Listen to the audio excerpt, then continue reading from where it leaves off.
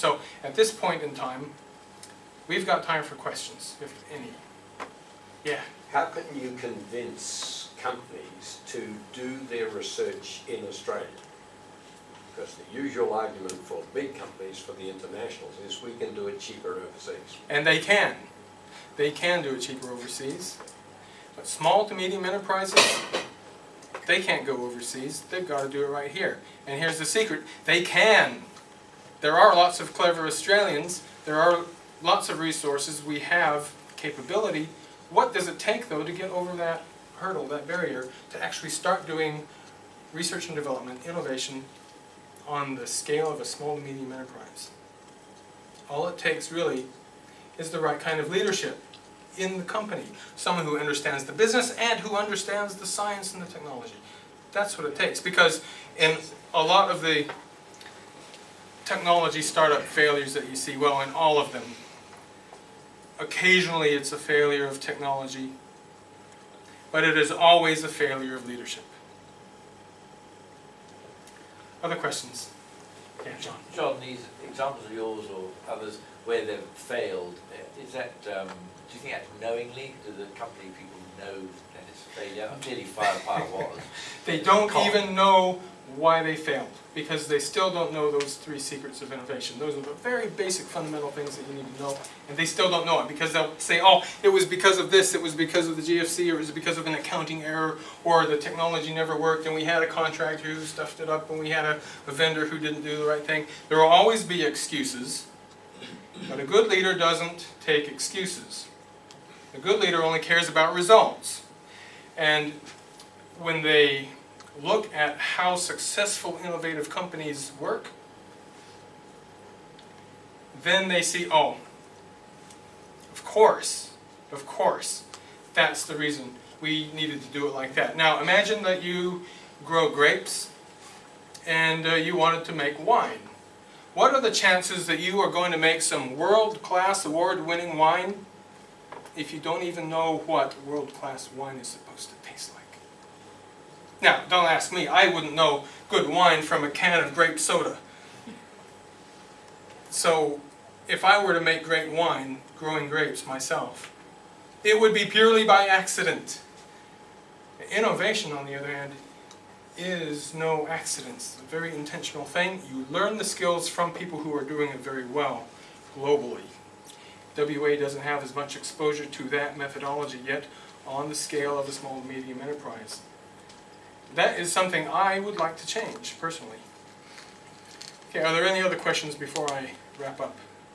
Yeah? Yeah, when you're running a company, not that I've run one, but ones that I've worked for, when you... A lot of research and development projects actually have, well, they come in, they say, okay, well, this is going to take 2 to 3 years to make, but really, they take about 5 to 7, sometimes up to 10 years. The problem, I think, is how do you... the problem in Australia, I think, is how do you basically convince someone to invest into a project that's going to take 5 to 10 years? Because that's a big drag on your resources if you're running a company. And you want to basically employ a bunch of scientists or physicists or chemists or whatever. I think that's the main problem. That is a big problem. Yeah. That's one of the areas of risk that I help reduce. If you have a 10-year project, don't get private investment to do it. Let the university handle that. They have graduate students that love to sink their teeth into those really good, chewy, meaty problems and solve them. When it comes to the stage of commercialization, that's where you need investment. And investors need an exit strategy. They want to know how they're going to get their money back in 5 years, no more. Some investors in biotechnology will understand, okay, it's going to take 8 to 10 years. We're still going to invest in it, but it increases the risk. If you understand the methodologies of creating knowledge and focus on that is actually what we're doing. It's not about building prototypes, it's not about getting IP, it's not about marketing, it's not about capital raising. It's about creating knowledge. When you understand that and know the methodologies that you're actually learning in university and how to apply them in a for-profit business, then you can reduce the time. And when you look at it on paper and say, oh yeah, on paper it'll take 2 years, but in reality it takes 5 years, that's when you know you don't have the right leadership to do what on paper is possible in 2 years. Does that answer your question? Yeah, no, it's a problem that I've noticed. It is a problem, yeah. It's. I mean, most people here are physicists, and most projects do run for. I mean, they're incredibly complex Yes. things that we make, and so you're not going to knock this over in 2 years. Most of it's knock over in 5 to 10 years. So, I think that's the real problem. Yeah.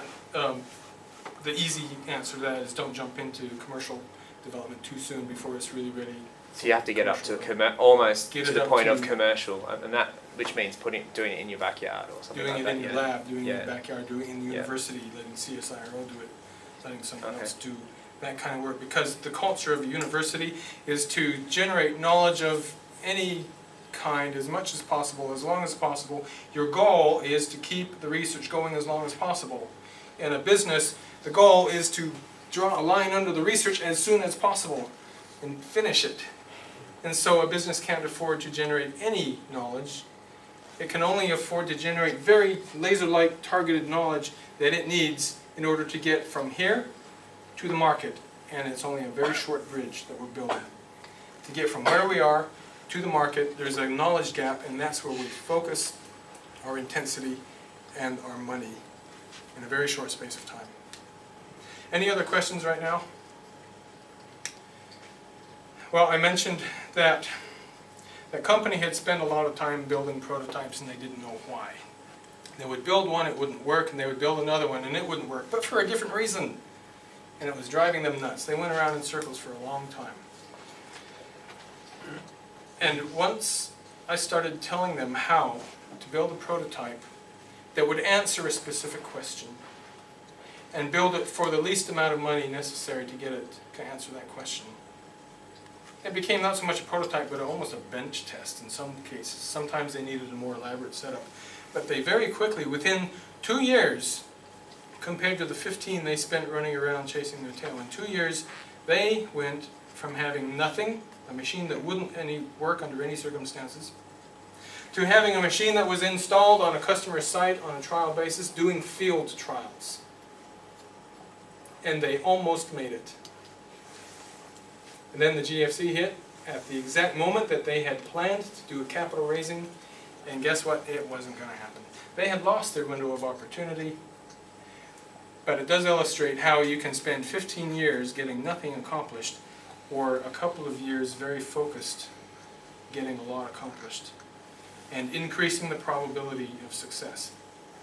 Now, how can you do this? Now, if you are involved in an innovative project, a commercial project of any kind, how can you decrease the risk, decrease the cost, and shorten the time?